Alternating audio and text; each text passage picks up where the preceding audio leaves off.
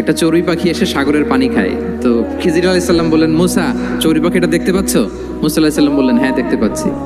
চড়ুই পাখি যে পানি খেলো এই মাত্র, এটা দেখেছো? হ্যাঁ দেখেছি। পানি খাওয়ার কারণে চড়ুই পাখির চঞ্চুতে মানে ঠোঁটে যে একটু সাগরের ছিটে ফোটা পানি লেগেছে, দেখেছো? মুসা আলাইসাল্লাম বললেন, হ্যাঁ দেখেছি।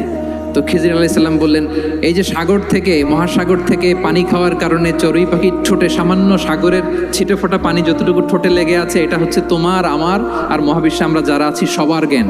আর এই পড়ে থাকা মহাসাগরের পানি হচ্ছে আল্লাহর জ্ঞান।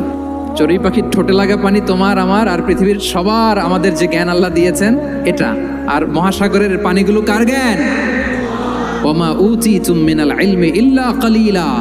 আল্লাহ বলেন একেবারে একেবারে ভেরি লিটল, যত সামান্য জ্ঞান দিয়ে আমি তোমাদেরকে দুনিয়ায় পাঠিয়েছি। এজন্য আমি সব জানি, এটা আজকে থেকে আমরা আর বলবো? আমার শিক্ষার্থী বন্ধুরা নয়েজ করো, বলো আমরা বলবো।